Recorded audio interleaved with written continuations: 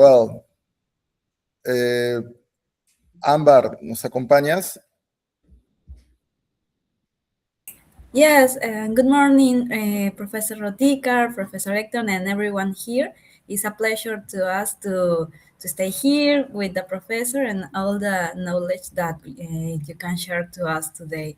So we are excited to start, and it's a pleasure to meet you again, Rodika. Thank you very much. Rodika, for our university, the day of foundation, 12th May, is a special day. I don't know if in Bucharest University you celebrate your foundation. There are special date. We celebrate the year, but not necessarily the day itself, mostly years. Well, bien, amigos, amigas, estamos en la tercera sesión. Este programa, curso con la Universidad de Bucarest, dirigido por la profesora doctora Rodika Yanole Kalin, decana de Investigación y Relaciones Internacionales de la Facultad de Negocios y Administración de la Universidad de Bucarest, universidad más de 150 años, líder en la Europa balcánica. Rodika, thank you very much. You can start, please. Okay. Thank you so much. I'm happy that you are still coming back in the third week of the class, and I'm always interested in hearing. I don't know if you have thoughts or opinions that you want to share, because last time we had a couple of comments, right, in terms of maybe a bit on the ethical side, and what are the limits of what we do. And I think it is always interesting beyond the general reflections to consider maybe some better practices or some context in which we have more worries or things like that. So yeah, just wanted to tell you that I'm looking forward if you have other things that maybe appeared along the way, especially because today we're going to continue this idea of typology of nudges, which is in general challenging somehow, because it may spark this different opinions with one particular technique that refers to social norms and sometimes a bit of a social pressure. And I think that it is important to be careful on how we take this and how we actually implement it in practice. So just to recap a bit, or to go back into the class, what we are trying to do in this particular module is to follow a bit this comparative perspective between what we may call a traditional or a standard approach in economics, and then what is mostly inspired by research in behavioral studies, economics, psychology, sociology, and so on, but with this evidence-based perspective in mind. So, I mean, these are what I think is important is to actually ask the questions, So, we are discussing how to change behaviors, what strategies are better, because we are interested in understanding what drives human behavior in particular context, and how we look at this, in a scientific way, starts with what we considered to be, a bit like a cornerstone, this idea of what are our preferences, what are our values, and to what extent these are stable things. Is there is this analogy for preferences that says there's one view that considers that we discover our preferences like in a type of archaeological process, like in history. You dig and you find, oh, this is what I know about myself. This is how I'm going to behave, which is something that may apply to some things, while the other one in which we say, our preferences may vary over time and context is mostly a perspective that it is more similar to architecture, to how we build things. We create something, we discover, context, a new perspective, the preference may actually change. So these are, to a certain extent, opposing views, because of course that the first one, it is more focused on how to dig, and then you find something and then you expect stability from there. And yeah, to a certain extent, it was much easier to model stability, things that are unchangeable. The other one, it says that you need to be much more adaptable. New exposure, new context may change people's preferences, not always their values, but maybe at the end, this is a continuous process. And this may need a completely different approach, asking this question is important, because if not, of course, we're going just to take one assumption, but without a clear justification, that starting point can lead to various types of inefficiencies or errors. And somehow, that's why we are trying to see, okay, but really motivating for someone in order to change the behavior. So, of course, that, we've discussed also in the traditional side that, yes, awareness, information, incentives, everything, it's part of the menu, and they are relevant, but they are not always the triggering point, considering what can actually, block people, even if they are aware, even if they have information, even if there are incentives, is an extra question that, again, deserves attention, because it is not only an exception. We observe this more and more, right? So this means that, yes, probably there is something else out there.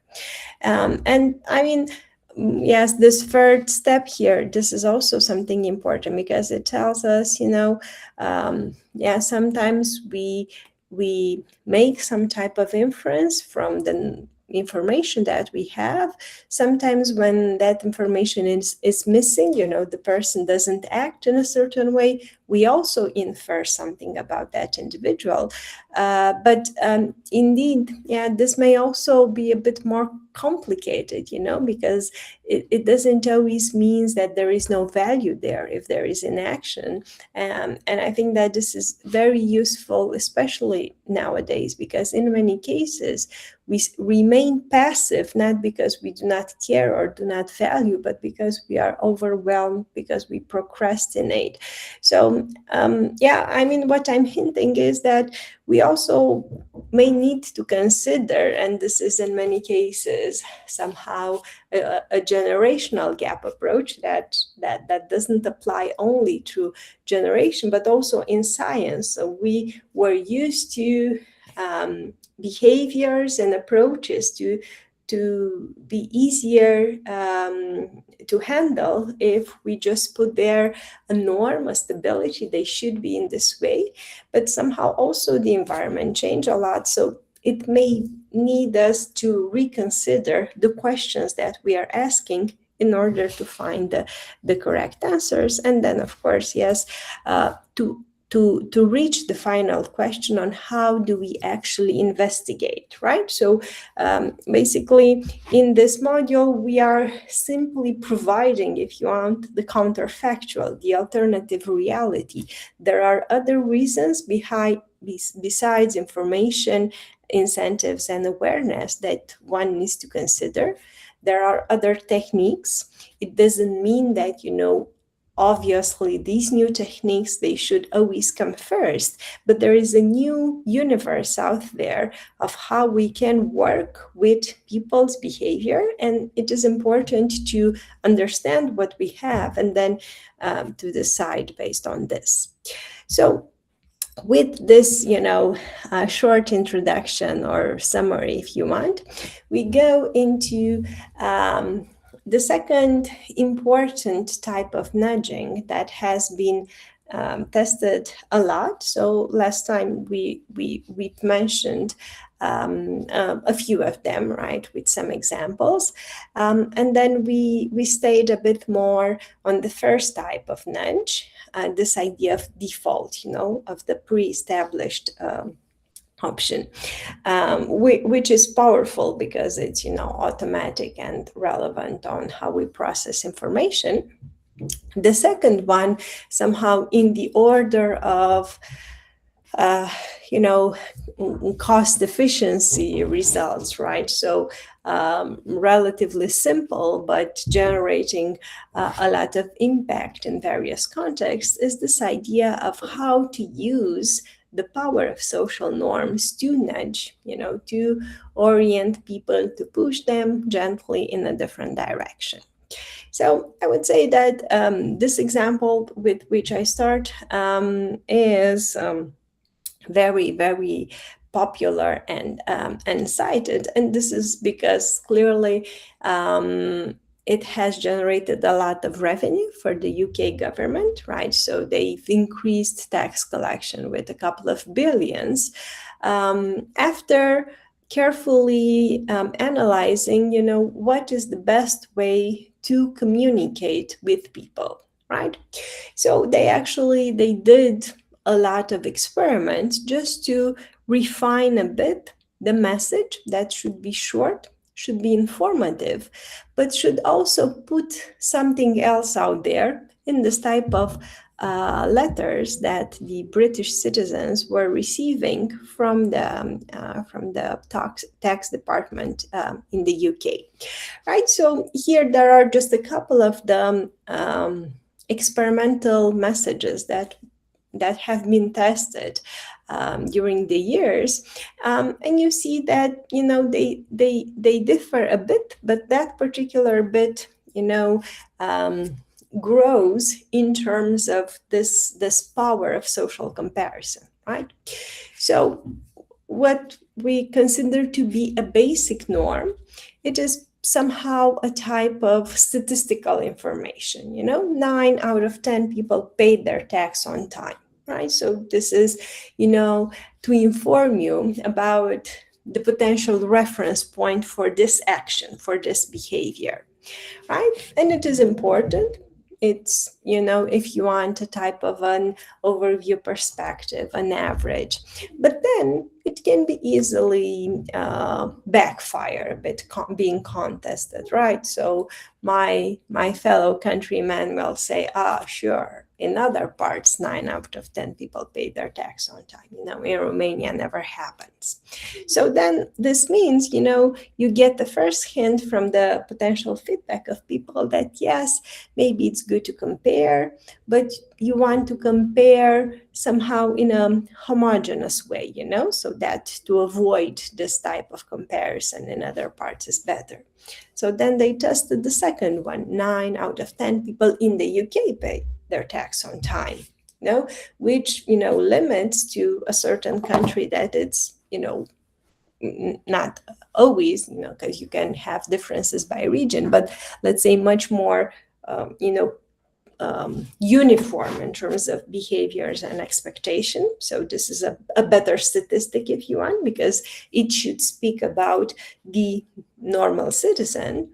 But then, the third one actually goes an extra step and says, this is the statistic, but you are in the very small minority of people who have not paid us yet.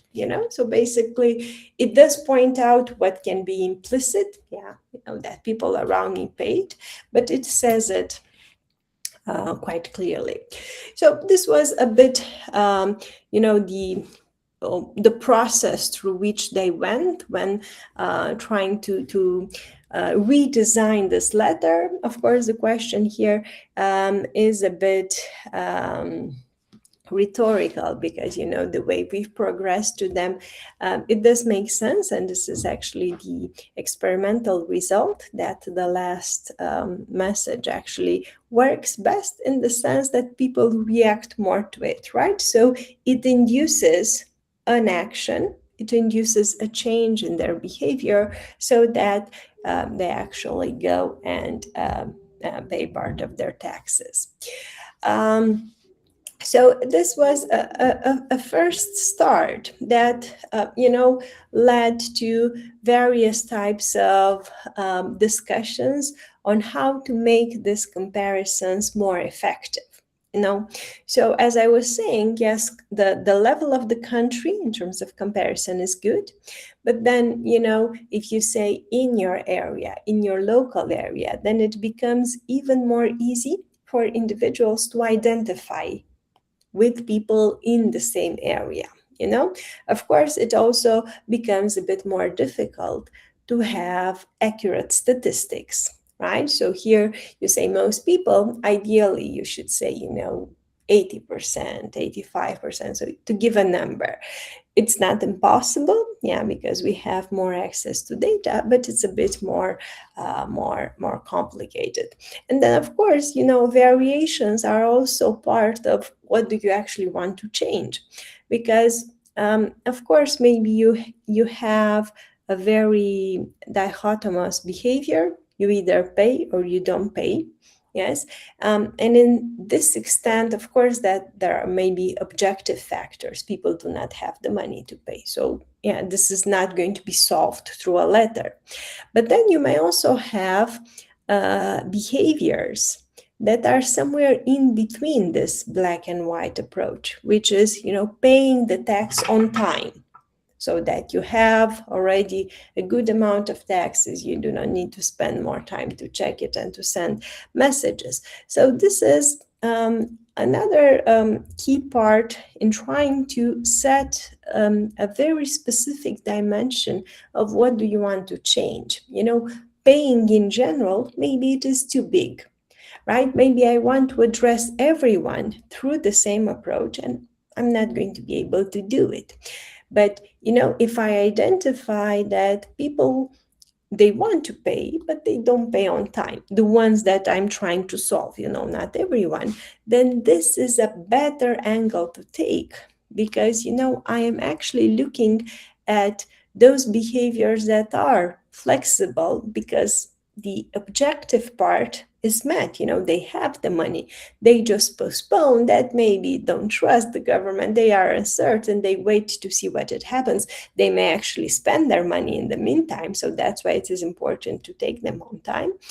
So this is basically another way of saying I have to actually think a bit more on what I want to change, not only on the fact that I want people to do better or to do good, but exactly what I want them to do, So, of course, that these are, examples of, one would say that there are details, but there are actually important aspects that improve intervention, as, what you see there, that yes, especially when we discuss the tone of an official letter or, something from the state, simply saying, dear someone, dear John, is actually better than saying, I don't know what is the language in Peru, in Romania, it says to the attention of Rodica Anole. So it doesn't establish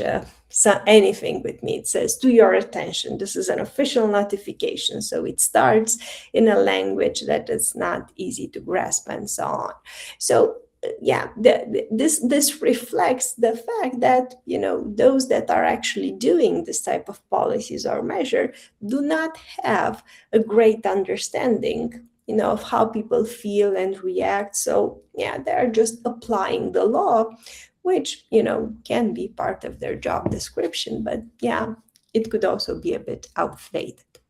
So from this observation, of course, that there is an entire theory on how to actually use social norms to do this nudges based on them in an effective way. I would say that the lead researcher here is this professor, Cristina Bicchieri. She's Italian, but she works in University of Pennsylvania. So she has, I think, 2 or 3 books about, how to use social norms and in general, how to understand them and then afterwards to use them, but also this particular recommendations on, what's the good side, what's the bad side of using social information, right? So I would say that, yes, the definition is very important to stay out of, suspicions about manipulation and so on, because it says that this particular typology of nudges, yes, relies on eliciting some type of social expectations, what I expect others will do, in regard to what I believe it is a desirable behavior in the society, right? And with this condition that the individual preferences to do that particular behavior are connected with these social expectations, right? So basically, this is very important because if not, social norms about how people behave in their home, these are, for instance, a bit harder to induce because, nobody else sees what you do. And you can say it's always a norm to behave nicely, but it is actually what I do in my home is not that much, conditional on social expectation. How I behave in public, this is it, because, other people can judge me. So there is an important connection to be made on how I decide to act on a type of social comparison, depending on what type of behavior I need to perform and how visible is this in relation to some people, because maybe it's not with everyone. So with this observation, about what it is expected and desired to do, we find 2 types of norms that are discussed. We're going to mention a third one, but these are the common ones. So basically, there is this type of empirical expectation, what I believe that, most people do, so what people do in general, they pay their taxes on time. What is the expectation about how people, spend their free time in my community? They go to the park or they go to an exotic vacation. So I have expectation about what it is common to do in a certain setting, in a certain area. That's why I say most people do this. And of course, it has to be something that it is accurate statistically, but also accurate in people's mind. If I'm saying most people in my area go to an exotic vacation, this is not the social norm for me, because I see that most people do not discuss about this. Maybe I have some people going, but not everyone. So the statistics needs to be accurate also in the sense that they need to meet the reality. So I understand this. The other type of expectation is normative, because it speaks about approval, right? So we say that this is an injunctive norm, so it's not describing anything. It tells you about what most people would say it's okay, would approve, and most people would say it's not, right? So most people would consider important to, respect rules in traffic. It can be, right? If you live in a bigger city, maybe you're going to see that, actually what people approve most is that you get by in traffic, not necessarily that you stand by the rules. So then it's not always a norm that you can use, because you see that the reality is very different. Yeah, but maybe most people would approve that, you shouldn't be violent. Maybe you are allowed to not respect all the rule, but not to be violent. So then this is an injunctive norm that you can build upon. So both cases are expressions about what we see, or indicators about our social world, about our social life. So they have to be closely related to the social reality. Of course, there's a different discussion if I want to change a particular norm, how I will decrease, approval for some behaviors that I may consider bad and increase it for something else. This is a different discussion, right? So in this case, we look at the norms that, this type of invisible rules that people agree, do not agree, tend to do mostly, and we try to use this. Yeah. And clearly, this is important. The title of the paper, yes, of course. Sorry, the title is this one, is Nudging with Care. Just a moment, I can put it in the chat so you have it. Yes, of course, if you do not find some things, I think this I definitely have. So if you do not find the text, you can always write to me.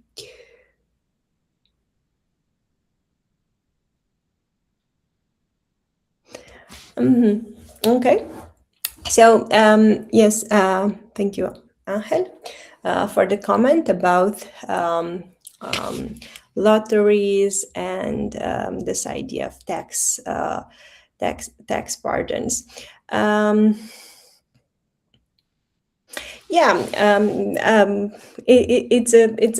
It's a good interpretation that indeed you can have a bit of a clash in between expectations. So if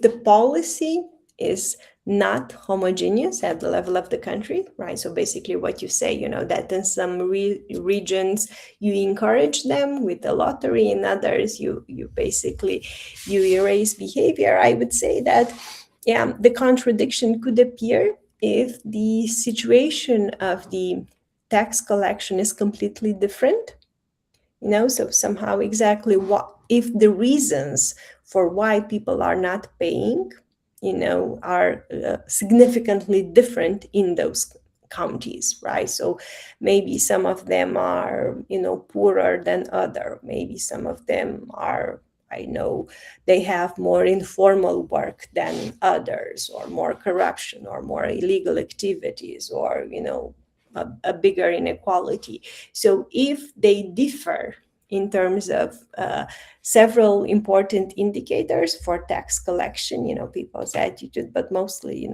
the indicators, then the fact that there are different policy may still be justified.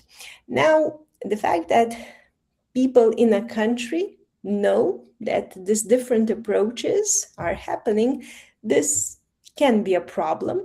In experimental setting, we call this a type of spillover, right? So maybe I would be motivated, to actually be part of the lottery, to pay the taxes on time, because maybe, I find it as a good incentive. But then I hear that, in another part of the county, you have this possibility of getting completely erased. So this is something that can shift my behavior. Maybe I will try to find ways, to register some part of my company, to declare revenues in a different part, to basically move some activity, even if I don't move, in areas that, are having a different approach, then stay there, which can actually also mean that it can disrupt my trust. So then the second question would be, to what extent people in these counties communicate how they believe, exactly what you're saying, that it's not fair or correct to have this alternate policy and so on. So in countries where the governance is more centralized, this probably would not happen. In those countries in which there is a lot of autonomy at the level of districts, this is an important discussion. And as I said, right, clearly it needs to have a justification. A simple way to consider this would also be just to observe what is the impact of these policies, right? For instance, with tax pardons, there is quite a lot of research, and indeed, I'm not sure it's from Peru, but I know something from Mexico, maybe from Argentina, that they don't work as well as, you know, the promise. So the question is, okay, at the end of the day, you can experiment with various policies, but if the impact is not what you expect, then probably you got something wrong. So at least you need to adjust, you know, so not necessarily to judge that it's good or bad from the start, but at least to see how and if they measure impact, you know, because if not, right, then maybe there is another reasoning there for having this, which is not exactly what we want.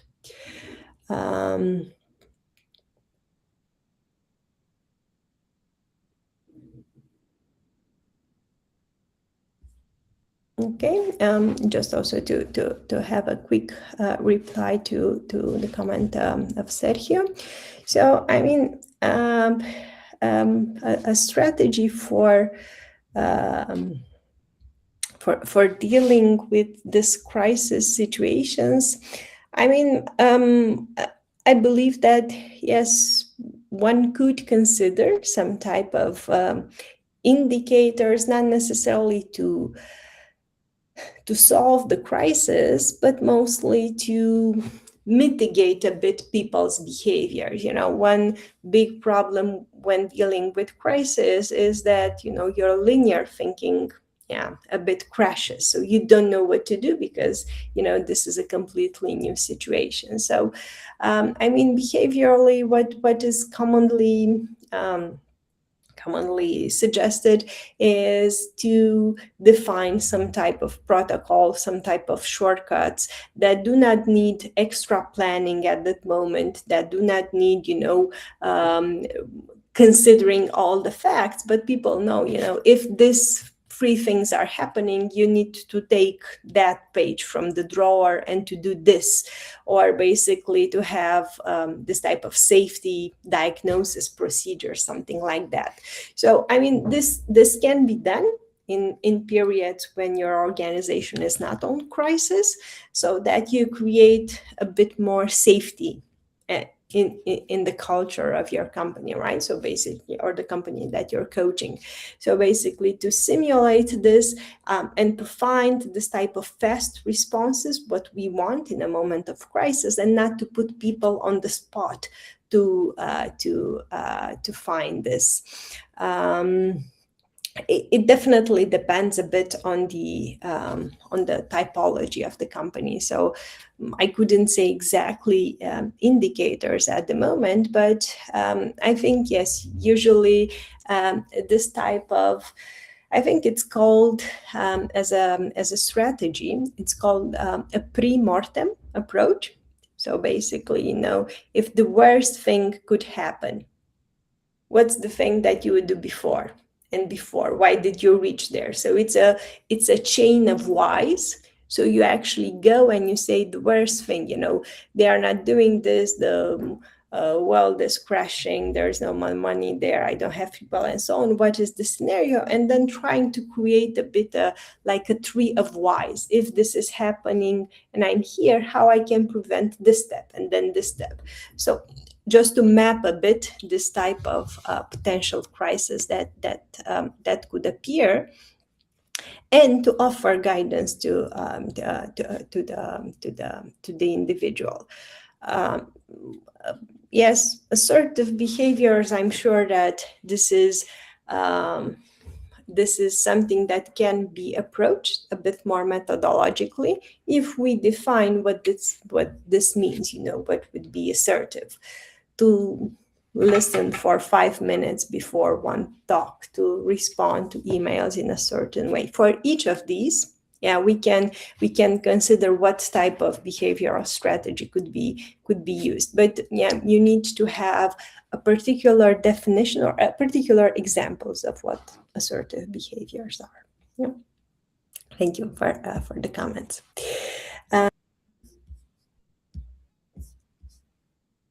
Yes, Amparo, you have a question. Yes, Professor. Well, about what you said, so this basically highlights that the behavior is dependent on the context, right? And not just by preference of individual persons. So, how can the norm nudge, change the behavior if the social expectations are not clear, or maybe are weak during that time? Maybe the expectations change along the time. So how can the norm nudge can change? Mm-hmm. Yeah, so it's a great question. So there is this concept that's a bit I mean, yeah, it's newer, so it's not here in what I've discussed, but we're going to find it. I think I've put it somewhere here at the end, maybe. Yeah, so what you're defining with your question is what we say are dynamic norms, so basically things are changing quite fast.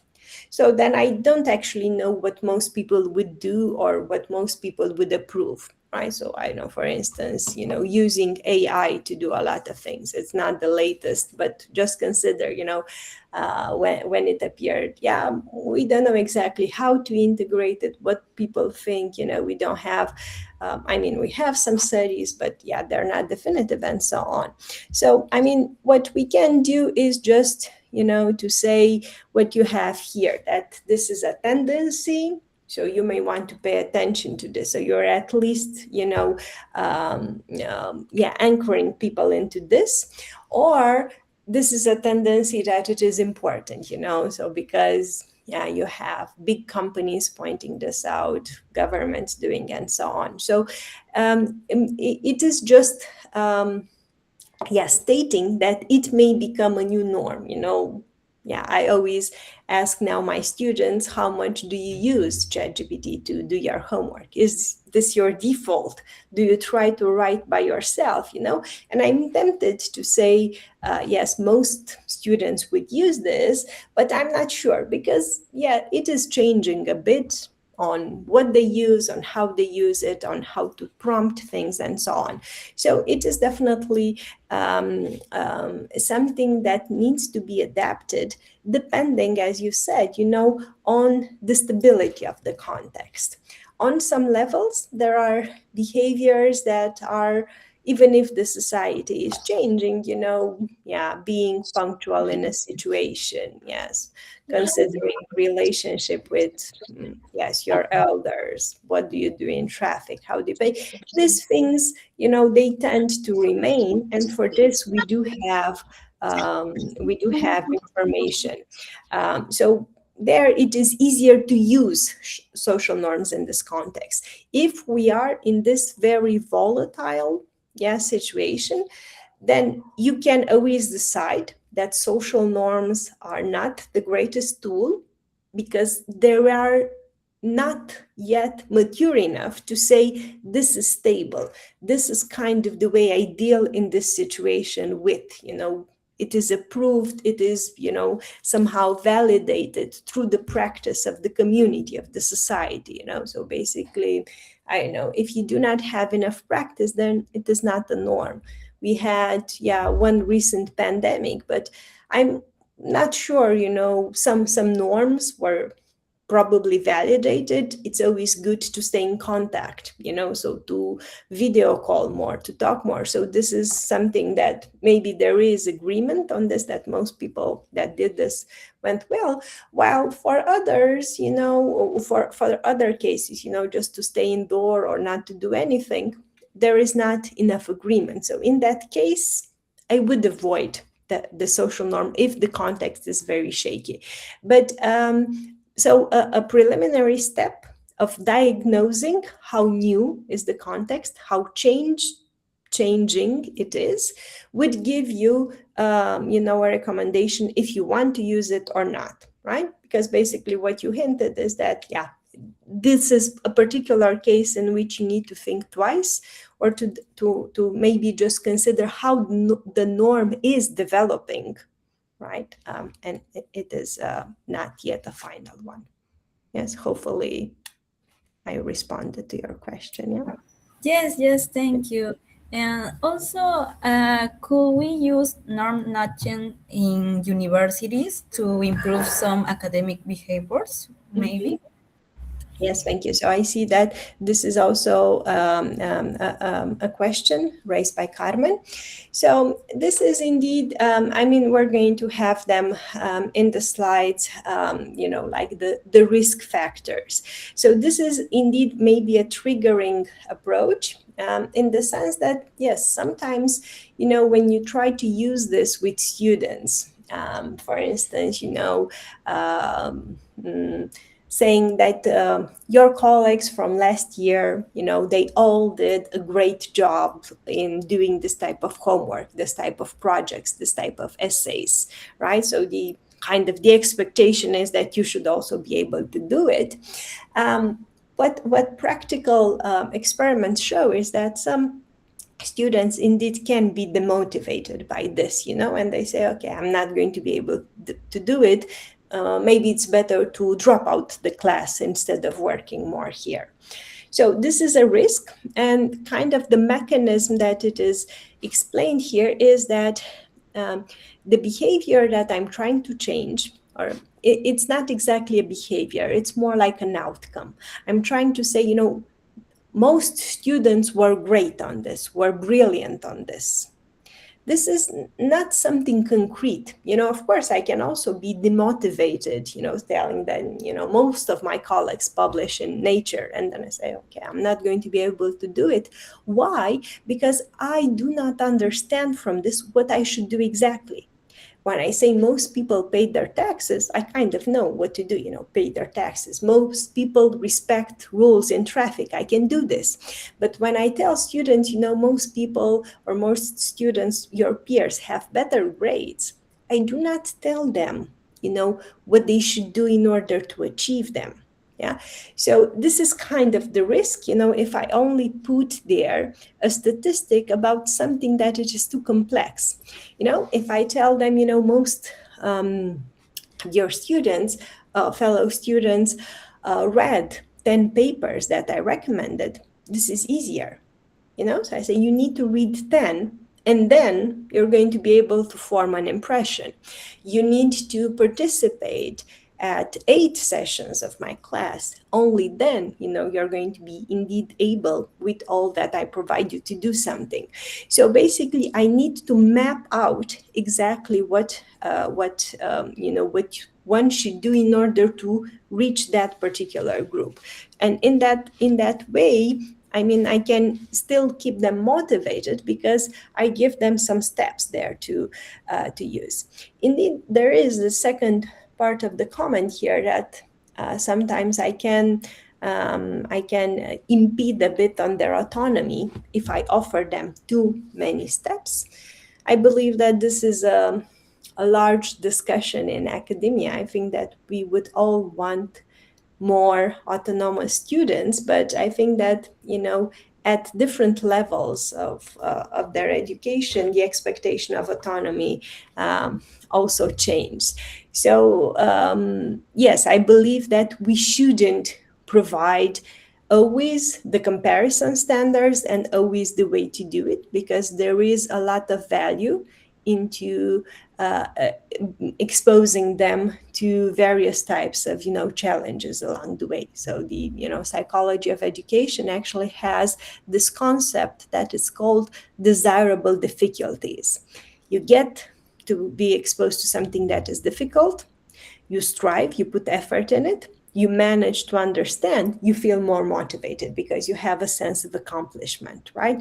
So then I also believe that this is also part of our job to keep this on the long run. but it really depends on the educational context. If you have very large group of students, 200, 300, probably is going to be much harder to keep them engaged, and also, to preserve all this sense of motivation and autonomy. So then maybe, with some attention, social norms could be good, because you focus their attention on something that at least keeps them on track in terms of learning. As the group are smaller, maybe the level of maturity is bigger for master students, for PhD students, of course, that I believe that, maybe it's not that much about nudging, but, you're at the higher level. So somehow the way I see it is that it is useful to keep someone on track, to reach some type of target. So maybe it is good to have nudging if you want to help them to finish their degree, just to point this out.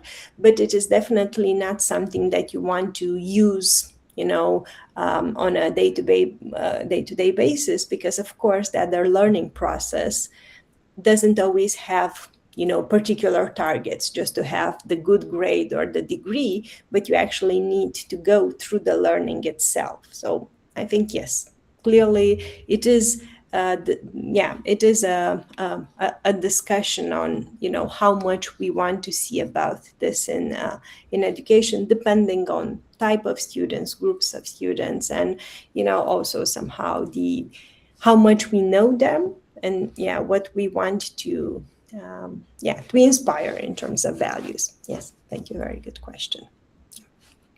Okay, we already have 1 hour, so I suggest to take the 10 minutes break now, if you agree. Okay, yes, break. Yes, break 10 minutes, and we continue afterwards. Thank you. Thank you.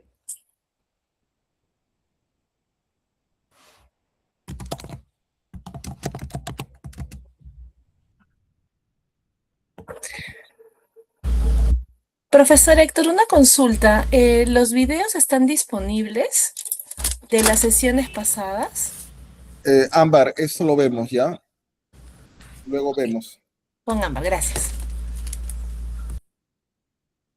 Amigos, amigas, estamos pues con la Universidad de Bucarest.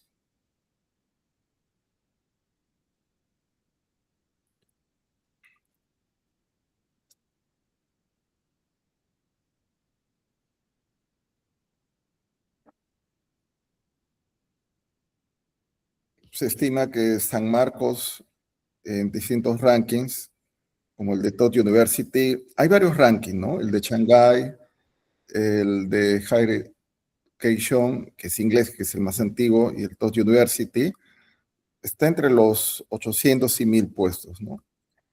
Bucarest está entre los 600 puestos del mundo. Entonces, en realidad, les comparto que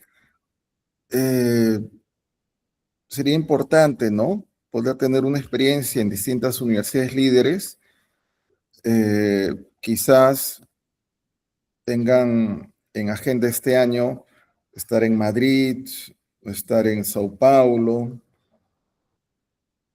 En América Latina las principales economías son Brasil y México. Luego Roma.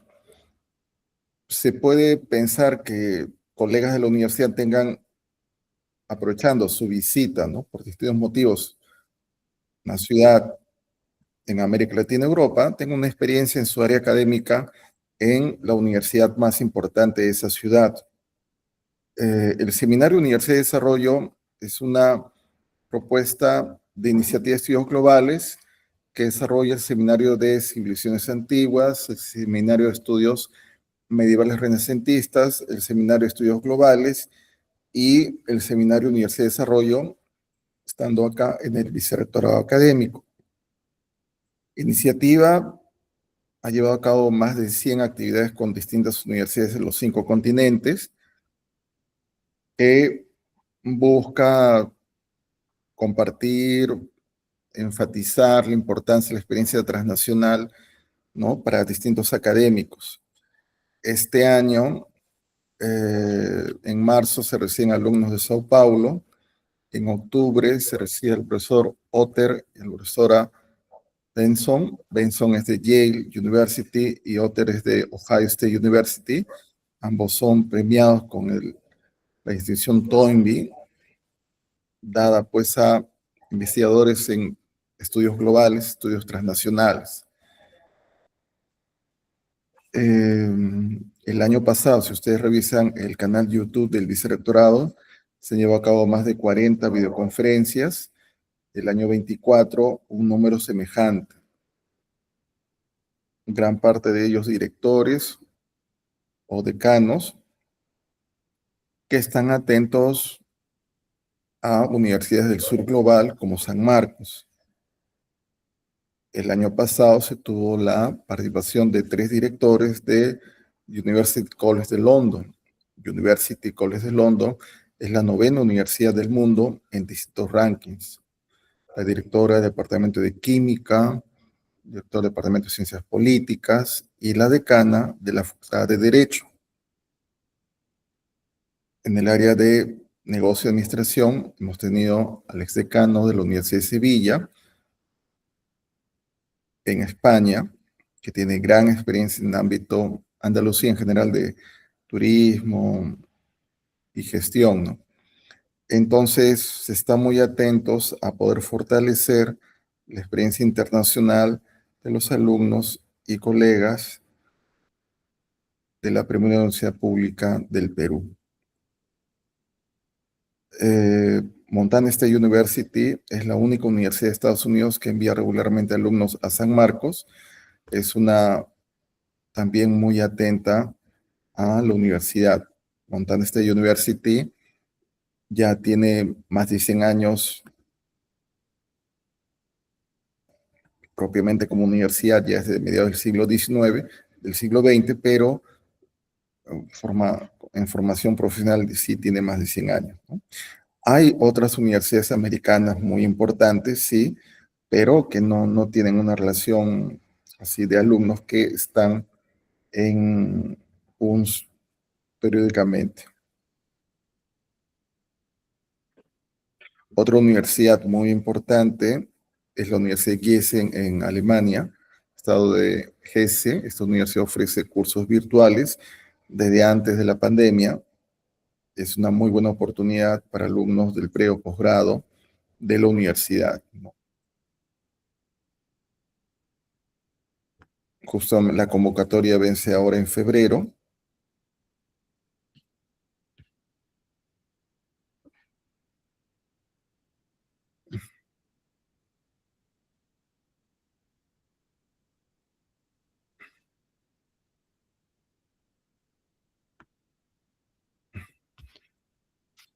Por el chat se les comparte la oportunidad de Gießen. Es muy buena opción. Gießen y San Marcos tienen un convenio académico. Justus Liebig, que es el nombre de la universidad, fue un químico que estudia la agricultura y a mediados del siglo XIX inicia el desarrollo de la agricultura moderna. Conoció el guano y la presencia del Perú en ese ámbito.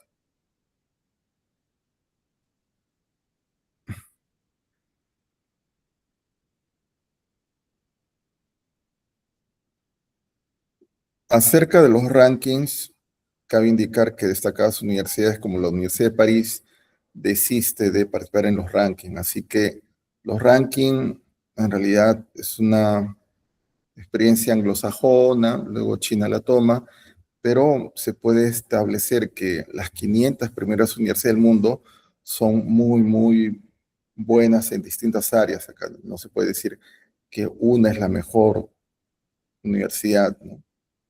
En América Latina igual, ¿no? Se puede tener 20, 15 universidades muy buenas, subrayando que ese número, 10 son públicas, siendo el estado de Sao Paulo en Brasil el área con mayor nivel académico en toda América Latina, siendo la educación superior brasileña gratuita, como es conocido.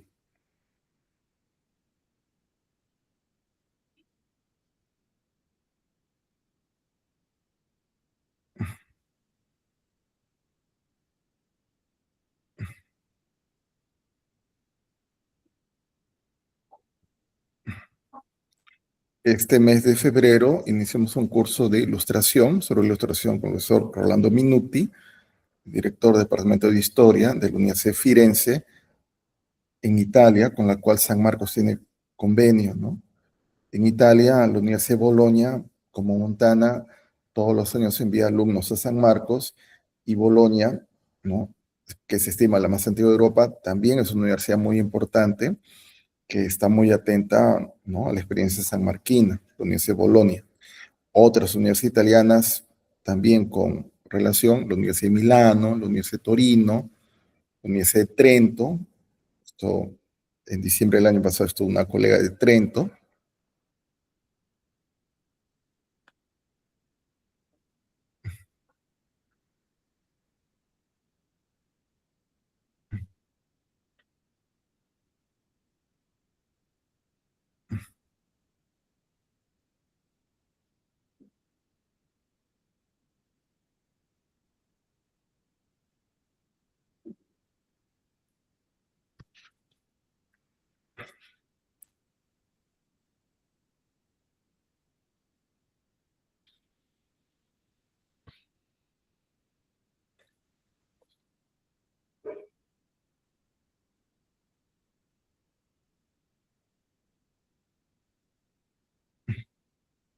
Y en el caso de Sao Paulo, se le reitera, la convocatoria está abierta para alumnos de pre y posgrado para sus cursos de verano en julio, bueno, propiamente invierno, en julio de este año.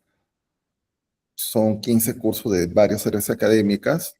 El curso es gratuito, aunque el alumno tiene que ver su movilidad, alojamiento, pero es un costo bastante accesible, pensando, ¿no?, que son cursos que Sao Paulo los hace con universidades extranjeras, mayormente en inglés, y la experiencia de los alumnos este año pasado, 12 alumnos de San Marcos, estuvieron en estos cursos llevados a cabo no solo en la ciudad de Sao Paulo, sino en otras ciudades del estado de Sao Paulo, y tuvieron una experiencia muy grata, satisfactoria.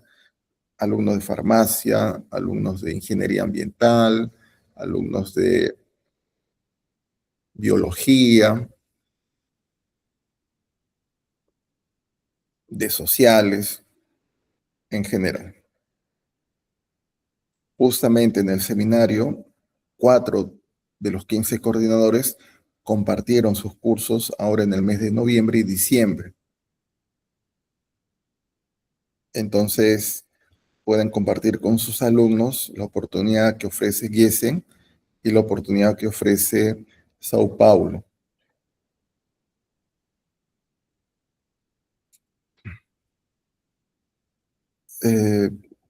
En base a la experiencia, un departamento de una universidad importante estaría muy atenta a la experiencia y a la propuesta de un profesor de una universidad del sur global, ¿no? Si no creo que haya mayor inconveniente, puesto que los departamentos académicos mensualmente se reúnen y están muy atentos, reitero, a experiencias de colegas del sur global. Las universidades, en realidad, en ese ámbito no ven el ranking. Universidades africanas sí pueden tener una experiencia, aunque, claro, es el tema que no son presupuestados o no hay scholarship para esas actividades. Mayormente, eh, las universidades pueden recibir, pero no tienen un presupuesto para atender a los profesores. Pero sí reconocen la actividad académica como una actividad de investigación o de profesor visitante.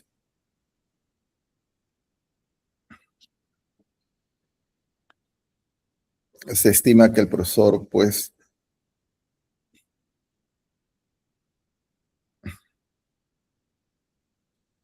colegas entonces se alienta que puedan tener experiencias internacionales y veremos colegas de Bucarest en Lima. Sí. Thank you, Hector. I've heard that you are very active with providing opportunities for your colleagues at the university. So yeah, this is great. We are also welcoming you here in Bucharest. So yeah.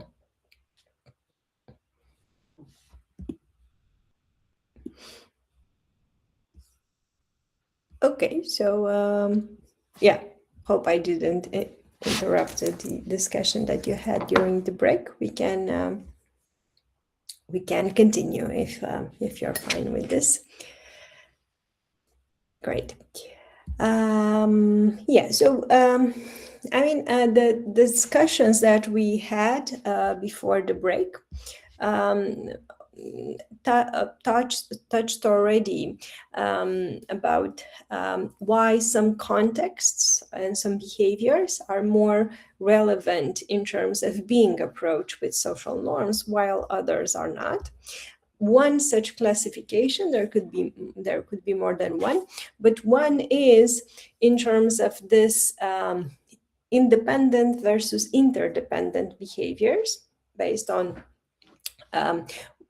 this two level of descriptive or injunctive, because of course when you have preferences for a certain behavior, because yeah, you understand that it meets your needs, then of course that what do you do is not dependent on what others are thinking, either what they're doing. So this is definitely something that it is something that needs to be solved just in terms of you and your needs, so just to understand them, to have indeed proper information, and then this is something that goes in this direction.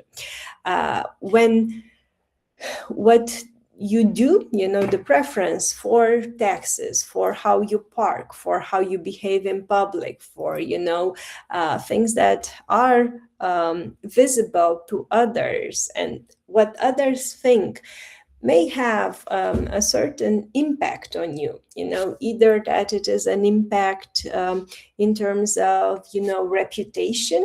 Maybe you're not going to see them, but, you may be recognized, seen, discussed, and then you adapt your behavior towards this.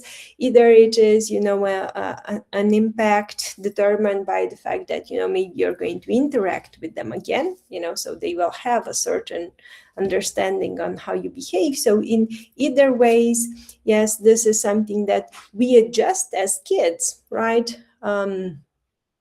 Considering what we see around us, right? So this is a case of a clearly descriptive norm.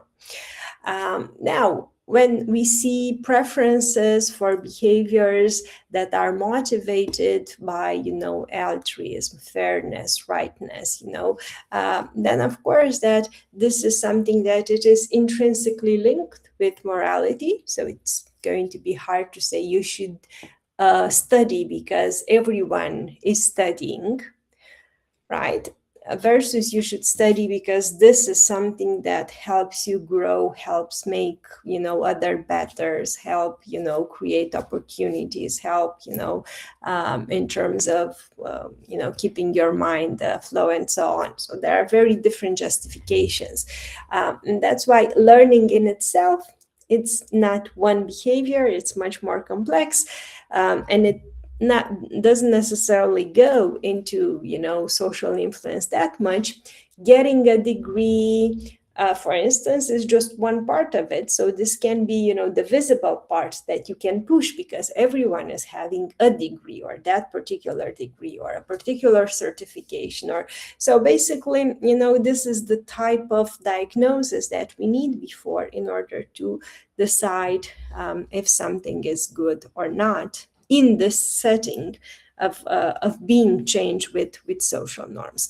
And of course, when you have both others' expectations and when you have a clear understanding about the expectations of others for you, you know, what is acceptable, then of course that this is much stronger. So this is indeed clearer in organizational context, in which what we call, you know, interactions are repeated.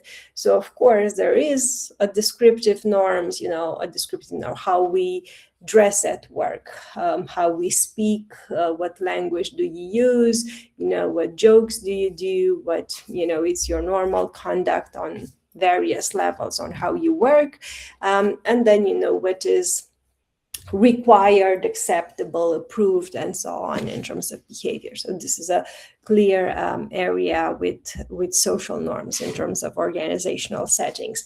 As we move, you know, outside of a closed encountered, so it's not work, it's, you know, just the public space, then probably these motivations interact. So that's why it becomes more important to have a good diagnosis of what you want to expect before.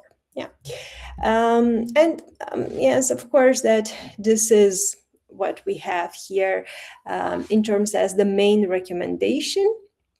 Yes, understanding context, understanding customs and norms, because if not, yes, of course, what we're going to do is to use bad tools.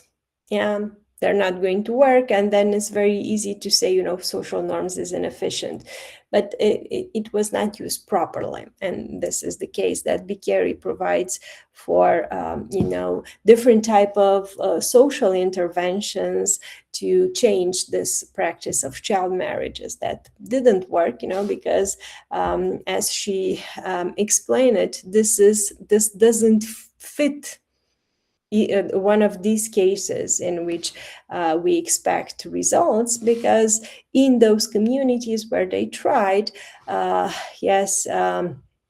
this was mostly considered a type of moral norm, right? So not what others do, not descriptions, right? The moral norm. And yes, basically this means that the behavior actually stems clearly from a certain type of belief. Right, so I need to change that belief if I want to change the behavior.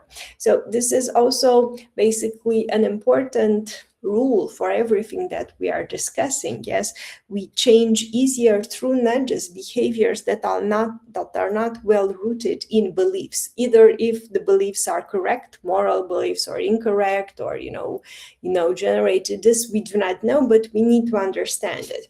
In cases where behaviors are automatic, status quo, copying what we do, things that we didn't consider too much, or we decided at once and we didn't reconsider, there is a high chance that we can change them through these alternative approaches, you know. But when the behavior follows a strong belief, then what we need to tackle is that particular root cause.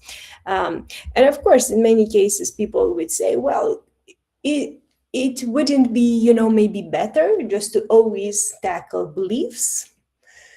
So, you know, economically, it can become, you know, very costly, because changing beliefs is not an easy process. It's a process, you know, that maybe takes years of education, and not only of the individuals, but of the groups. So, of course, that, you know, if you notice that, yes, you have beliefs that are detrimental in a society, you know, discriminating or promoting negative actions and so on. Yes, this should also be on your list, not only to try to solve, you know, fast things with nudges, but the expectation should be realistic that is going to take a while. Right? So while you're trying to work on the core of these beliefs, you can also try to tackle some things that, you know, maybe will create some awareness and will help you along the way. Yeah, so just to actually address some aspects. Now, some of the risk factors that we've already hinted, but just to point out clearly. We were giving the example with the students that, you know, maybe they are demotivated to follow this type of social norm nudging because they don't see exactly what to do. Another, even worse, if I can say, risk factor is that sometimes I can say, you know, what others are doing, but not necessarily in the good way. You know, instead of saying 9 out of 10 people pay their taxes on time, I can say, well, in my country, 70% of the individuals actually do not pay taxes or do not declare extra contracts or money and so on. So the logic of the norms actually works in this same direction, but with negative effects, you know. And the most documented case here is when you have, you know, various types of campaigns promoting or offering information about the level of corruption, the level of informal payments, and so on. And those campaigns are actually saying, you know, that many people are doing this bad thing, right? And they say this because they say, you know, this is the statistical truth. This is, you know, the way you depict things. You just want to bring information into the eyes of the public and to show the gravity of the phenomena. So this can be true, you know, of course, you present this information, but what you also do, you know, unintendedly, is that you create this perception that, well, what it is accepted, what it is natural, what it is perceived is what the majority are doing. So basically, by presenting this type of information, you are enforcing this norm, you know, that, well, if most people do not declare their work, why should I do it? You know, so you know, people working in informal economy saying that this is the best, in the wrong way, the best solution to destroy horizontal trust. You know, when you say most people are not doing these good things, you know, paying taxes, respecting this, doing things that they should do, you are creating this type of breach and saying, yes, but why should I do it if no others are doing it? Yes. And of course, your answer could be for, you know, higher reasons, moral stances, but nonetheless, yeah, it's going to create this effect in society. So this is indeed something that media and journalism actually amplifies a lot. And sometimes they actually amplify it because, of course, that they want sensational news, and maybe the reality of their statistics is not always the correct one, because, you know, when they say maybe 90% of the population is not paying taxes for their work, yeah, people are considering the entire population of a country. But, you know, economically, we should only consider those that are actively working, you know, no kids, no retired, no people that are unable to work. So maybe, I don't know, if you have a population of 20 millions and you only have 10 millions active, yeah, 80% of 10 million is something very different than 80% of 20 millions. So this is something that, yeah, clearly, yeah, we call it, you know, secondary effects. But yeah, the big lesson here is just pointing out or presenting information with the assumption that people will clear it and there is no wrong in more information. This is actually something that it's not validated by reality. So actually, yes, the type of snowballing, this type of bad information is creating potentially wrong social norms in terms of what people believe it is accepted and permissible. And of course, it's not something recommended to do. Another risk factor here is that sometimes, again, we offer a piece of information without understanding clearly the type of categories that we have there. Yeah. So for instance, in this case, the target would be to say, yes, most people only drink a few beers because you want to, the target would be to reduce alcohol consumption, for instance, right? So then you provide this message, yes, most only drink a few. This can have actually a double effect, what we call a type of boomerang, right? For those that drink more, they can adjust their drinking, yeah, just to say, okay, yeah, maybe, yeah, 4 beers is too much. If most people only drink 2, I can decrease with one. Maybe this would make me better in terms of the acceptance, the social acceptance.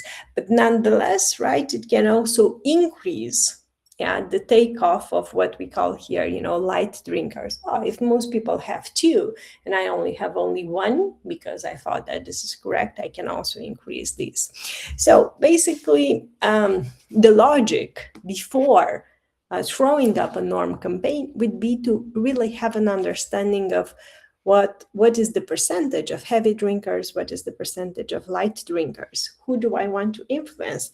Is there a possibility that I have the secondary effect? If actually I have a lot of light drinkers, that could increase their consumption. If this is the case, again, maybe I do not want to use social norms just for, that percentage of heavy drinkers. Maybe there is something else there that needs to be considered. And of course, clearly we are still discussing this as a behavior that can be changed, and we are not referring as alcoholism as an addiction, because that is a different story, right? So not something to be dealt with behavioral tools, but it becomes clinical. So basically, one of the lessons behind nudges is that even if they are simple to use and relatively cheap, their efficiency increases if we have enough information about the context before. So that's why, sometimes not implementing the nudge is expensive, but having a good understanding, which means having good statistics, previous studies, and so on. So we do need to invest some resources to understand the problem, maybe not necessarily to invest that much in the solution, but in the diagnosis, so that we know exactly what we want to apply. Here, for instance, in terms of negative effects of something with good intention, this is an interesting real study on how to create the best messages to protect the environment. So it's a study done in Arizona in a national park, basically in which the administration observed that people are taking home a lot of this type of petrified wood, right? So people were visiting the park, and when they left, they took, a piece of this. And basically, this was harmful for the environment. And you see what was the message that the park decided to hang there. Your heritage is being vandalized every day by theft, losses of petrified wood. 14 tons a year, mostly a small piece at a time, right? So basically they were pointing out that it is a small type of, bad behavior, but that is scaled up and, it's bad for the ecosystem. What this message has done was the same thing as, normalizing, informality or corruption and so on, because people are saying, oh, so everyone is taking a piece there. So basically, after putting this message, the level of theft actually increased. Because the message was saying, okay, most people are doing it. Implicitly, there are no sanctions. It's hard to, actually to control people or to do something in the which was a type of motivator for this to scale up, to be accelerated. Right. So in order to address this, the logic was to actually test a different type of message. And in this case, right, just saying what most people would do was detrimental, versus telling them explicitly that this is not acceptable, which is the second one, the injunctive norm, was something that actually worked better. Please don't remove it in order to preserve it. Yes, in both cases with photos, right? So you see that actually they measured, to what extent the theft reduced after each of these messages. Yes, and it seems that, theft actually was for the first one at the level of almost 8%, while for the other one was 1.7, let's say, right? So clearly it didn't clear everything out, but it is a much better approach in terms of what it is not acceptable to do and why, instead of, saying, yeah, most people do this, please do not do it, right? Because yeah, the wording was actually very relevant here. Yes, thank you, Mejia. Indeed, you could always consider, so just to give you a straightforward response, yes, yeah, you would maybe need an extra group just to see, if small piece or just a piece is relevant in this case. But the logic is the one that you are hinting, yes, that indeed, if you are just saying that something is small or easy to do, or, relatively not a big deal, of course, that the takeoff of that, the way people tend to do it is much more easy. So then, yeah, it can increase that particular behavior. Of course, that when we say it's a bad thing, but it's a small bad thing, yes, we are much more prone to justify ourselves, right? And this justification can come from both the small, but also from most of the people. If everyone is doing it and it's also small, it's double. So yeah, clearly it's part of the story. And I don't have the photos, right? Photos or visuals could also be relevant in this particular case. So the lesson is, especially in this particular cases, that you would want to have at least a pilot study before, exactly just to understand, if the wording generates certain type of representations in people's mind, and of course, yeah, try to avoid the negative ones. Yeah. The second case of risk factors we've also mentioned, but it is important to put it also theoretically, is this idea of whom I'm comparing people with, right? So in the terminology is, what are the reference networks, right? So yes, the logic is, in this case, is that I want to compare people with people that are similar. If I can bring this argument, yes, most people are doing this, but I'm different than them, because usually, I can say I'm not in that particular position to do this. I have other reasons, other obligations, other problems, so on and so forth. Then it's not going to be convincing. So the logic is that I should be able, as much as possible, to identify myself with being part of that group, right? And with respect to the question from the first hour, of maybe very changing contexts that are changing very fast, this is in itself an issue. How much do we identify with other people if, for instance, social dynamics is decreasing? Somehow people, and especially the younger generation, are a bit more isolated. They have fewer social groups, fewer reference networks, and even when they are, they tend to not fit in very easily on average, not everyone. Yeah, so this is a reality that needs to be, considered, and say, yes, simply saying that, I work in a particular place, and saying, your colleagues are doing this, it's not going to be enough if I do not have proof of some similarities, So maybe people that work in the accounting department are the same, but not, everyone in that particular company, or not exactly the same, but, I have some criteria based on which I can cluster them somehow. Right.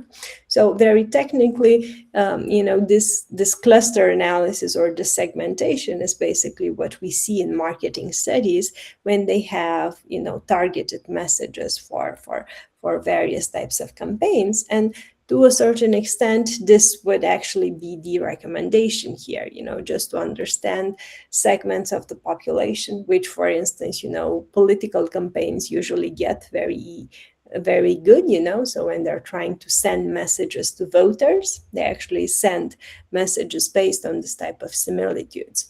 A bit harder to do this with students if you do not have a clear understanding of how they cluster, but easier maybe to do in groups if you are managing teams and you see how people, work around and so on. So the tendency to be fast, is to consider, proximity groups as being similitudes. Just to say, if you live in this neighborhoods, maybe, you have similar characteristics, which in many cases resume to the fact that, maybe if you can afford a house there, you are more or less gaining that much, so that is the similitude. Or if you work in that area, maybe, you have small kids, or, a preference for something else. So these are proxies that could be relevant, but not always.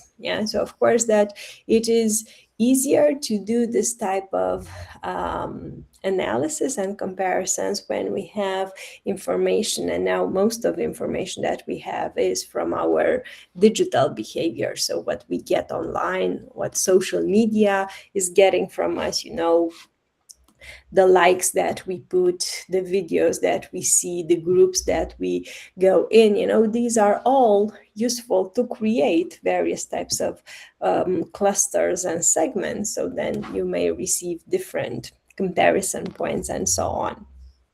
So yes, we start with what we consider to be traditional networks, ethnic groups, gender networks, religious, political, but then of course that these are just starting points, and the logic is to understand it a bit better before moving in with the social norms. So I would say in practice, of course, that there are various, consumption hacks that companies are using just to show social influence, right? So just, what we see, for instance, on streaming campaign platforms, so what I see on Netflix is what people in Romania are looking at. It is not from today, it's from, I think, last year where I took the snapshot. But basically, this is social influence. People around you in your area are looking at these movies, So the hint is maybe you should try to see it. People around you are consuming these products, are doing this and that, which is something very easy for companies to use. Other cases that are a bit more, with public implications could refer to consumption that is not easily to observe in the classical way, but it can be, compared and pointed out. So in terms of public policy, this electricity consumption, and then we also have cases of water consumptions.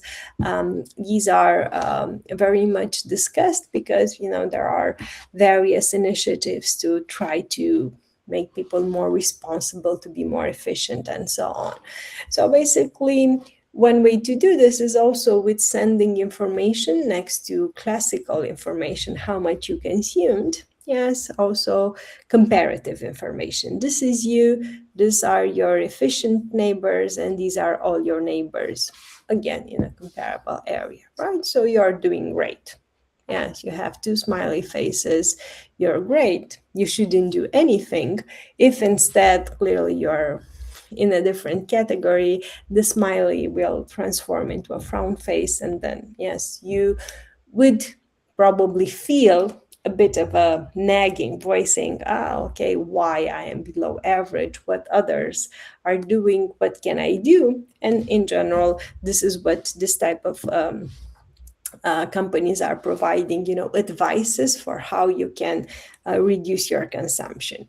These advices could been out there also previously. So it's not that it is something completely new on what one should do. But nonetheless, when they're hooked with the fact that other people are doing it, they're better, more efficient than you, there is a higher chance of pushing your behavior in this direction. Yeah, just a moment to see the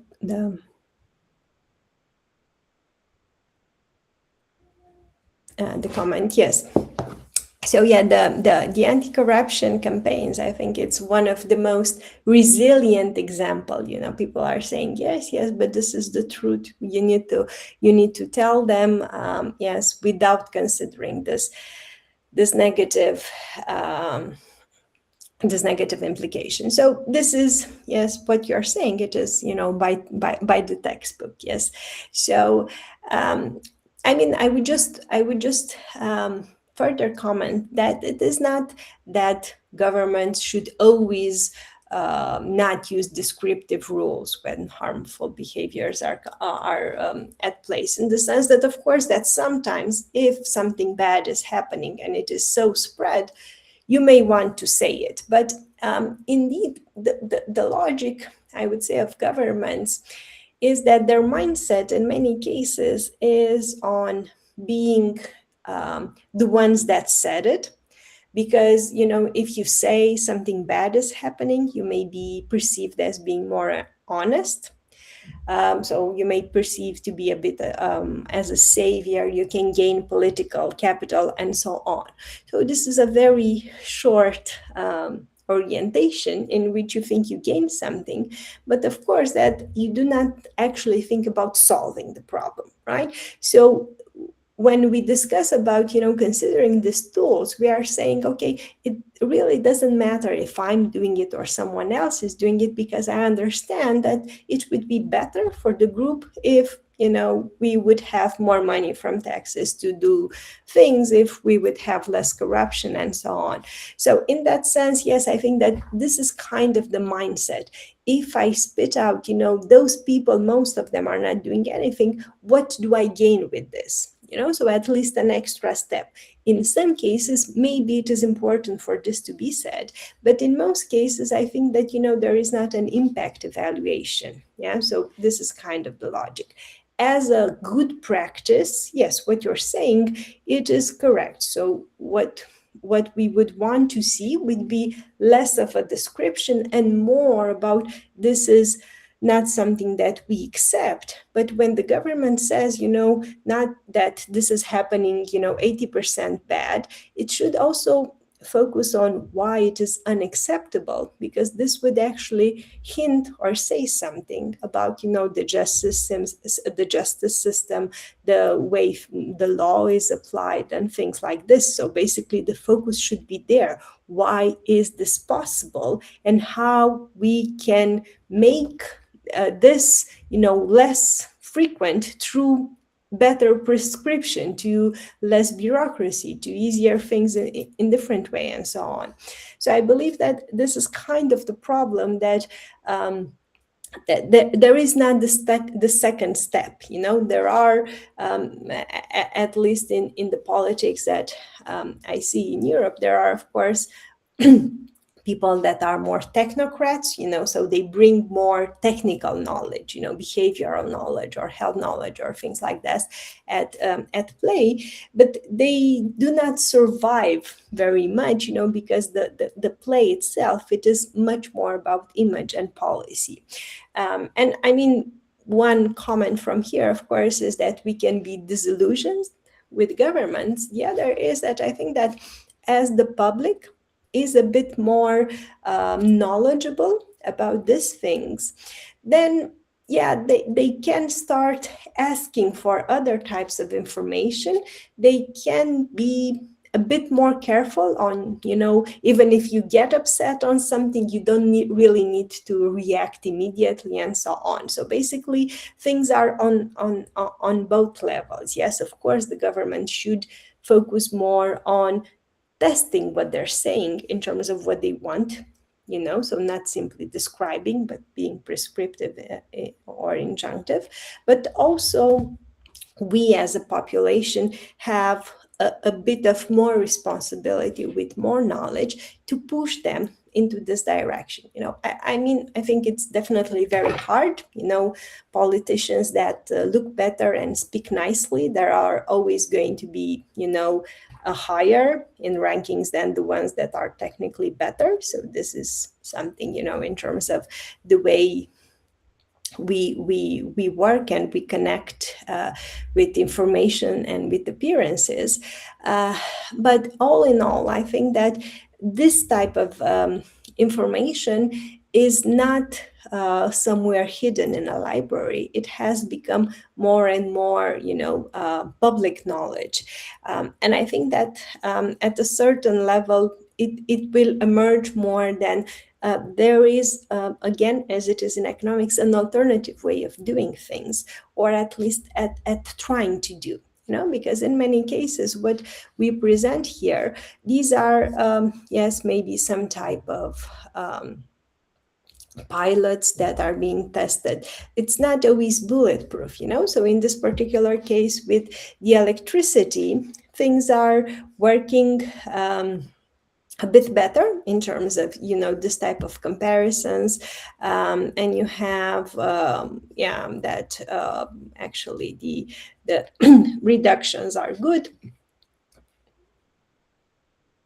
In the programs, this is a very short TED Talk that explains exactly this, how they partner with the company to provide this type of reports. There are other cases in which the results are not always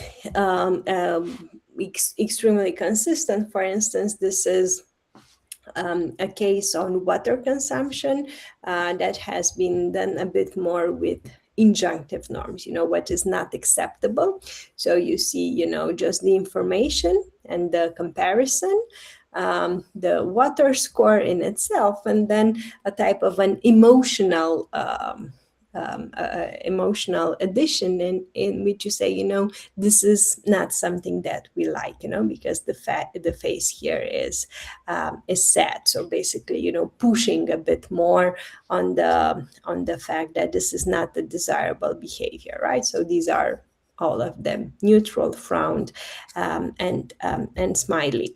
So basically, what they observe here is that yes, there is a good effect on conservation, but it is not the same at all levels, right? So you see here that yes, the positive is on low and medium water users, right? So basically those that are on this particular spectrum, but then it doesn't necessarily reach the highest water users in the population. So they seem to be immune on the injective. This doesn't mean that the tool itself is not something to consider, but it means that you want to have it combined. And there is not a particular indication saying, why for electricity works better than for water consumption, because these are indeed particular contexts. Water consumption in California with some type of scarcity. It's a particular context and so on. So yes, this is also, I think, a second implication for, why the results are not always easy to translate into practice, because what decision makers tend to want are very clear indication. And if something doesn't go well, it's the fault of the researcher. But the researcher could simply say to you, this worked in this area, so I can check this, and I hope that I'm going to do a good job in checking them. But it is definitely very hard, just to take responsibility and say, I've checked all the factors. So in many cases, this is something difficult to do. And then they will say, you have 80% probability for this to go well, but you still have the risk of 20% or even more. So this is something, an uncertainty that we cannot escape in science, but that is not very easy to deal with in public contexts. But nonetheless, right, having statistics, having information about what are the levels that we start is key.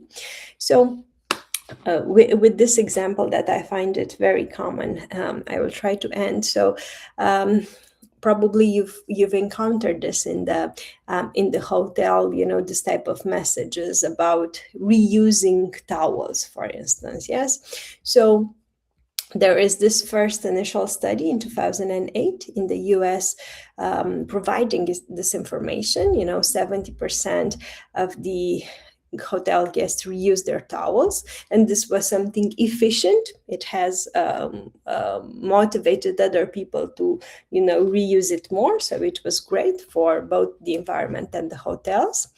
But the same type of approach replicated in Germany with the exact same social norms didn't change people's behavior. And then basically the logic was just to see, okay, but what is the starting point in these both cases? And when we looked behind it, we've seen that, yes, this towel reuse in the US was actually very low, right? So just 3-4 people out of 10 were doing this, 30-40%. While in Germany, people were already doing this, So when they've applied the 70% to that particular percentage, it didn't shifted the behavior of the 25% that were not doing this, because it was already quite high. So probably something else was at stake there. The place was not for social norms. So basically understanding what is the starting point, and also being realistic that if you're already at the capacity of 70-80%, probably it's going to be very hard to reach 100%, or to actually move everyone into one particular direction, because of course we are different and there are also complex motivations. This is also something to to consider, that, well, if you're there, probably you need to change it and to do something else. Yeah, so this is something to always consider. Yes, what is the starting point, and basically what is the variation that you want to change. And there are other situations in which also, this type of interventions may backfire. This doesn't mean, and you have a case here described about how to work with social norms, for instance, to minimize fraud and insurance, right? So this is a field experiment quite recent. So they tested these 3 conditions, right? Telling people that we trust you, so you shouldn't cheat. Telling people that, almost all people like you, provide accurate explanation. And then telling people that, saying the correct information here for insurance, it's actually going to help a lot of people. So, I will let you read the conclusion, but basically none of these messages actually worked very well. So, it's hard to say why. Yeah, probably insurance fraud, it's still something a bit too complex just to pinpoint to this type of free messages. There are some discussions in the paper. None of them are saying, these free approaches, enhancing trust, or, telling people about what may happen, or, making comparisons are wrong in general. But the particular type of change that we want, it's probably still hard to track enough that it is not easily moved. It is a fraud. So clearly you may have certain profiles of people more inclined to do it. It is maybe still yet hard to trace, as we're going to see, even if they are trying to narrow it down a lot with AI. So the logic was that, okay, before creating a policy in the insurance company, and snowballing it at all levels, yes, we've tested before these free treatments, we observe that, things are not necessarily changing, and we're still exploring. Which I think it is kind of the spirit that that we want to have. Of course, it's not great when it doesn't happen, and we talk a bit less about the interventions that are not effective. But this is a situation that needs to be scaled up in terms of transparency, and I think that is always nice when we see this type of studies that are actually providing, with negative results, because yes, it says, things are still complex. We're trying to figure it out. We do not have magical solutions that they're going to fix everything, but nonetheless, we have some indication of where to look and what to try. So basically, this would be the idea in terms of finding a good fit, about social norms that, of course, that to a certain extent, they will always work a bit because, yes, it is always easier to go with the crowd, what most people are doing. We do have this need to, express and affiliate to a type of social identity and, to get validation from our peers. So this is still viable. That's why it's relevant. And of course, it is definitely something that, in terms of the nudges, it's, less expensive, not always completely free. But yes, the objectives, objections that we've already mentioned along the way are real. So we need to consider them a bit. I didn't point out, for instance, the fact that, clearly in some cases where we overuse this type of principle, everyone is doing it. Yes, there is this phenomena that appears, about norm fatigue. So if always are you saying this, of course, that the expectation is that that things may actually decrease. So it is important to rotate and to be sure that you use it in the right context, because if not, it's a bit like a blind bullet. If you use it everywhere with no consideration, then you're going to lower the efficiency. Yes, and yes, finally, I will also leave you with this type of a bit of the of a flow chart for when and how to use it. So we look at current adoption rate and we decide on descriptive, injunctive, or maybe this idea of dynamic norms. We look a bit about the level of observability for the behavior. If it's observable, then you want more visibility on that. If it's not, you want to create it. And not last, we look at what barriers we can identify. And this is basically the topic that we will pick up next time, when we're going to try to look at this type of frameworks for analysis, in which we have a clear diagnosis about various facilitators and barriers that we can use, and based on this, we can integrate nudges into a bigger solution, so to speak, so that we are a bit more efficient. Yes. Okay, so this was it for today. Thank you for your participation. Thank you, Tika. Thank you. Amigos, amigas, ¿tienen comentarios, tienen preguntas?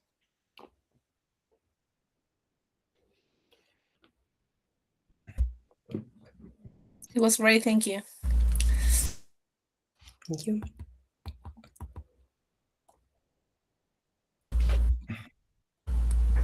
Well, Rodica, I would like to share with you, Peru is a projection, it's a good example that this particular relationship between China and United States. The projection in our country, North Lima, Chancay, is a new megaport China invest, but at the same time, projection in Callao, the principal port of Lima, the Navy, Peruvian Navy, could be invest by American technology to renovate, to establish a new Navy Peruvian port. So in these years, in projection, could be another experience, no? The contact between the China and States and America, in this case, the central coast of South America. I suppose in Romania, you have similar experience, no? The China-American invest no? in urban or rural areas. Yeah, so it's definitely, yes, thank you for sharing this. I think we have less experience with this type of direct investment. So I think, in terms of, observable, not observable behavior, yeah, we have, Chinese influence in terms of products and various things that we buy and, that there are in our imports, but a bit less in terms of this type of infrastructure projects that are very big, visible, and, changing a bit the perspective. So from this point of view, I think we have less experience, and definitely, for a business student perspective, I think that the context that you're sharing is interesting to to analyze, to see, to consider how this could change some of the flows. So yes, thank you for sharing. And of course, if I manage to organize a visit, I would do my best to try to have some students with us also, so that maybe it's a study visit exactly to, understand something else about the world, exactly from this perspectives. Yeah, thank you for bringing this out. Amigos, amigas, muchas gracias por su presencia. Estamos proyectando la última sesión el próximo miércoles a las 11 de la mañana y esperando que nos podamos reunir todos para culminar, ¿no?, esta experiencia con la profesora Nole Callin, que es la segunda experiencia. El año pasado ella llevó a cabo una videoconferencia y ahora es un curso. Muchas gracias por tu disponibilidad y tu apoyo, Rodica. Muchas gracias, Héctor, and yeah, looking forward to... Please, Rodica, amigos, amigas, ¿pueden prender sus cámaras para tomar una captura de la sesión? Sí. ¿Pueden prender sus cámaras para tomar una captura de la sesión, por favor? Rodica, you can close your windows. Yeah. Sorry. Of course. Close.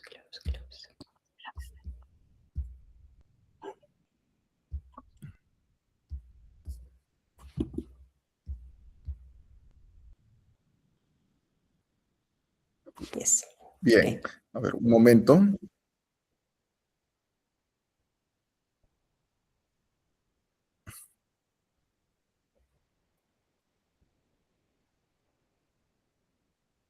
As Bien, in an entonces, experiment, need to do it before and after the class, just to see survivors. And yes, thank you. Ya. 1, 2.